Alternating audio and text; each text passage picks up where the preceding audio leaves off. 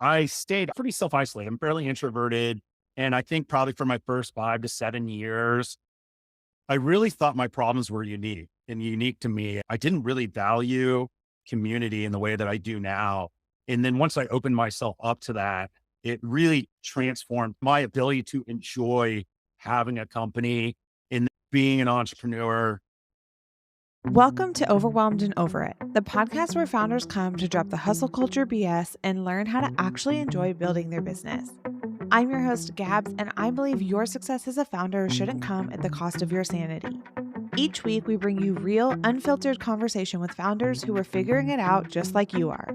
No sugarcoating, no highlight reels, just honest stories and actionable lessons that help you navigate your founder journey with more clarity and confidence. Whether you're building your first company or scaling your fifth, you're in the right place. Let's dive in.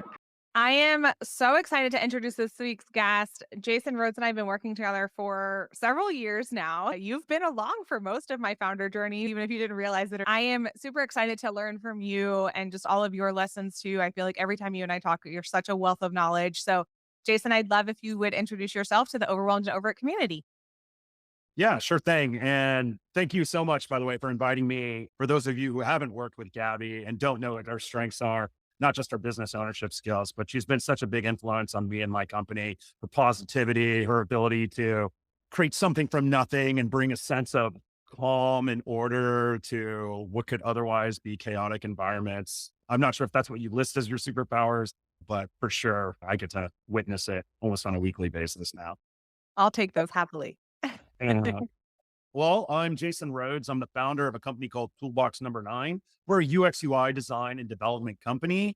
And for those of you who aren't in our space, we essentially do the front end experience of software and websites. Ultimately, what's really important is what do their customers or visitors really need to be successful. I think it's given me a really interesting point of view of how the world works and what drives human behavior and what's the psychology and the technology that makes it possible.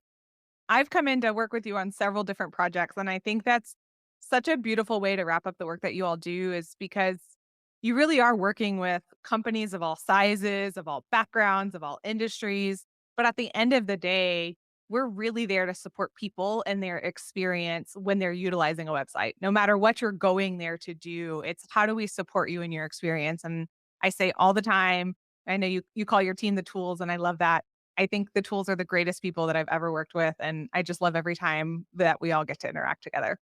Yeah, I do too. I made a lot of good decisions and bad decisions throughout my 20 years of doing this. And the people that I brought in to work with me by far have been some of the best decisions of my life.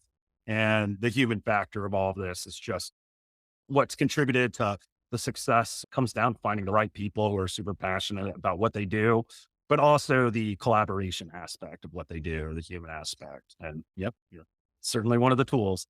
So, just in terms of my backstory, I started out actually as a graphic designer. I went through art school, and this was late 90s. So, it was right at the beginning of like the modern web. And I met a girl. She was moving to San Francisco, and I was a web designer in Atlanta.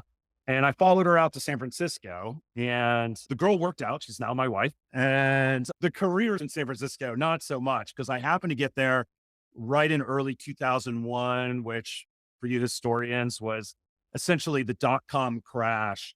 And it disabled my ability to find a job, to say the least. But what it did do is start up a contract and freelance career. And that eventually translated into founding a company. But it also delivered one other value to me. Everybody would roll their eyes when I told them what I was trying to accomplish. But there was a tremendous amount of like visionary activity, a lot of idealism, and they were willing to take informational interviews. And I would take any session I could. And I really got exposed to a different way of thinking, how people were embracing creativity and technology. And most important to me at the time was the culture of the companies they were building. So when I came back to Atlanta after some other stints in other cities, I didn't feel like I could find that same culture and vision here. So maybe out of love or out of hubris, I decided to start Toolbox Number 9 when I was relatively young, very young now when I think back on it. But I don't think I ever lost sight of that. I never lost sight of the culture I was trying to create, the vision of what I was trying to do, everything you just listed about appealing to the people that we work with and work for, and indirectly who our products benefit. I would agree with that. I did not know that you took a stint outside of Atlanta, so I'm glad to learn that about you. Yeah, and I love Atlanta, and it has certainly evolved in the 20 years since I started the company. I just think it has one of the best abundance mentality, I think, Mm. from people in our industry compared to the other places I've lived and I've worked in. There just seems to be a lot of positive energy about helping each other solve very complex problems. And even my most direct competitors are some of my closest friends. I just really have enjoyed building a business here and being part of the community and hopefully contributing to the community as well. That tends to be a theme on this podcast a lot. Even if you are a solopreneur, we're never actually alone in this journey. Whether it's leaning on your other founder friends or, like you said, even building friendships with your direct competitors, but it's because you guys are in the same industry, you're experiencing the same challenges, and you're going through some of these toughest moments. Sometimes the only way to get through them is to lean on someone else who can understand just the crazy decisions we're making or the crazy things that we're up against. Because I think a lot of times if you haven't walked this journey, it's hard to wrap your head around the reality of what we're showing up and looking at every day when we put our feet on the ground. Yeah, absolutely. And I stayed pretty self isolated. I'm fairly introverted. And I think probably for my first 5 to 7 years, I really thought my problems were unique and unique to me. I didn't really value community in the way that I do now. And then once I opened myself up to that, it really transformed how I thought, not just how I proceeded with my business, but even my ability to enjoy having a company, being an entrepreneur, that feeling of alone. It's always there. It never completely goes away, but having a group or support group, friends, counsel, like all of that really helps your mindset. And you're dealing with the same challenges, but it's just so much easier when you know other people have gone through it, are going through it, will go through it. And there is something very cathartic when you finally find those inroads and you realize it's not just you, it is how the world works. And it's why this is difficult and why most founders fold their companies because they didn't have the grit at the time to deal with the challenge they were dealing with. But really, the only thing that can close a company is when the founder gives up. So, creating those tethers, those safety cords, the phone a friend, creating that's probably one of the most valuable things you can do. Oh, I appreciate so much too, just your opinion of being able to enjoy this journey because I, I see so many times, like you said, founders just start to give up. It gets hard in this certain season or it gets overwhelming in a certain season. And then when, yeah, you're not turning outward to deal with that, you just feel like, I don't even enjoy this anymore. Why am I doing this? Screw it. I'm just going to go get a job. And I think that's a conversation we don't talk about enough as entrepreneurs. We have that thought regularly of, is this something I still want to be doing? Is this a challenge I still want to fight? And that's why it's important to have these people in your corner who are like, yes, look at what you've built over the last 10, 20 years, or even the last 5 months. Look at what you've built. And yes, it's hard right now. It's not always going to be this way. Even before you and I started recording, we were talking a little bit around this. Doesn't matter how long you've been in this game. There are seasons where this is the greatest thing I've ever done in my life. I'm so glad I did this. And then there are seasons that are like, what the heck was I thinking? This is just far more than I think I can manage. Any kind of light bulb moments that come to you as you go through those up and downs, especially since you've been in this game for so long, that you would maybe share with younger version founder of yourself? I have this graphic that I have. It's called the lifeline, and you map out the positive and negatives aspect of your life or your career, and you track it over time. And it looks like a wave, right? It's those ups and downs. If you do this exercise, it's really illuminating. And just to see, first off, what your life actually looks like. If you're a visual thinker like I am, like to actually see a map of what those ups and downs look like. And there's a lot of really important learning lessons that I gathered. And when I went through this process, and really thought about it, there was a few key things that I learned. One of the most important things is all those highs were directly impacted by something previous that I considered a negative. Like all those positives were predicated on a negative before that felt like it was at my lowest low. So I Mm. could not have got to that high had that lowest low happen. And if you've done this enough times, and most of us have, and you actually look at it and you have that light bulb moment, you're like, okay, well, next time I'm at my lowest low, I just have to have faith that this is leading to that next high. So that's probably the most important. And I would say the second most important, I call it the capacity line. It's actually like a 45-degree angle because those ups and downs take you to new levels of capacity. So what was previously the most negative thing in your life, you it would be laughable to you today, right? Maybe something that really upset you when you were 12 years old, it would be laughable when you're 32 years old. Well, running a business for a long time, I'm not calling it laughable, and I don't want to diminish a lot of the pain points that business owners go through. But if you were to rewind in time, if you've been in business for 3 years, what your problems were 1 year ago, you could do with one arm tied behind your back, right? So if you can keep those two things in mind, but you got to believe, you have to have that faith. And I think part of it is you have to prove it to yourself over and over and over again until that way you can weather that next storm. Oh, that is so good, Jason. I think I had never really looked at that. I'm going on year 5 for myself, and it's just like you said, that capacity to process and deal with. And I think also to that capacity comes our ability to make less emotional decisions. That has been, for me personally, one of the most powerful parts of my entrepreneur journey is in the very beginning, I was making very emotional decisions. It was freedom for being a full-time employee.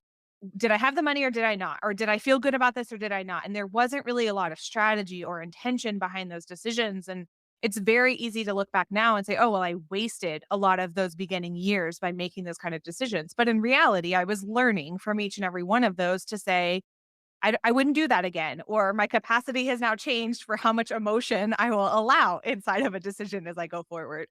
Yeah, you were just aggressively acquiring data points to make informed decisions in the future. Okay, that's what I'm going to say for my Yeah, dog right right. now. You're She's like, it's, aggressively acquiring data points. yeah. Yeah, there's 3 expenses for being an entrepreneur. There's money, for starting a business, there's your time, but I also think there's this, like, 3rd category of emotional time, meaning if you're doing something you truly love and you're good at it, your time optimization is so high. You could spend much less time doing something you're bad at or hate doing, and you have this emotional toil, you have to go to bed 2 hours early. You get exhausted by the end of the evening. So when you're a business owner, you are chronically working in areas that frankly you're not good at. You have to. There's too many holes in the dam that you have to plug at any given time, even if you have incredible partner sets. It's just the nature of business ownership. You get 10 to 20% of the time to work in your zone, and the other 80% of your time's dealing with things that you don't have the experience in. It is outside of your interest. And that takes a toll on you. And I think the reasons why most entrepreneurs hold it up and go back to working for another company is they're not willing to push through those times. They're not willing to invest the emotional time to get to the other side so that they can eventually delegate it, or they can find a good partner, or they can hire for it, or find ways to stop doing it. And that takes a lot of like actual true time, but it also takes that emotional time. So preparing yourself for that. But again, going back to what we were saying before, if people knew that's what they were getting into, I think they would be more acclimated to it when it actually happens. I absolutely agree. I say all the time, let me save you a lot of money on coaching and counseling. If you can be self-aware on this journey, you can make those pivots and those changes and those lessons a lot faster because once you can check in with yourself and have that same like setting that expectation with yourself, right? That you're going to be expending a lot of emotional currency throughout this journey to figure out where you want to spend your time and spend your emotions is really important. Jason, I have loved every bit of this conversation. I've worked with you for several years now, and I still learned so many things from you, like I always do. And so I appreciate you sharing all of your wealth of knowledge with us. It's always important to me to ask founders, what support do you need the most right now, whether it's for you personally or for Toolbox, that maybe our audience can help fill and support? I would love more opportunities to share my knowledge, to be part of a podcast or any kinds of content. I love sharing whatever I can. So if anybody has an article they're writing or a podcast or an event, I just really feel like that's an important part. It brings me energy. Hopefully, what I've learned, I can pass on. Hope people don't make the same mistakes I have and benefit from some of the positive decisions that I've made. So, yeah, I think inroads to any form of content producer would be great. And then that would give me an opportunity to share my vision, share my passion, and find ways to help. Awesome. We will make sure we have all of your links in the show notes so that everyone can connect with you directly, Jason. I learned so much from you. And so I know if we can get you onto more platforms to share what you've learned over your 20-year journey, which just, I don't feel like you should be old enough to say you've been doing this for 20 years. So So anywhere, but it is what it is. Thank you so much. And as always, if there's anything I can do for you and your audience, please let me know. And if it's just a sounding board, honestly, sometimes people are just in a tough spot and they really need a third party that's unattached to the problem to hear about it, share their experience. And that just might be the extra 5% of confidence that someone needs to make a really tough decision. So as much as I love to talk about UX, UI, technology, company cultures, I'm also a pretty good person to talk to if you're a business owner, you're facing a pretty major decision. I'm always happy to help you, at least with experience share, if not advice. awesome. Thank you so much, Jason, for being here. I'm so glad we got to do this. Yeah, it was a lot of fun. Thank you, Gabby. Thanks for tuning in to another episode of Overwhelmed and Over It. I'm your host, Gabs. Until next time, remember, you're not behind, you're not failing, and you've freaking got this.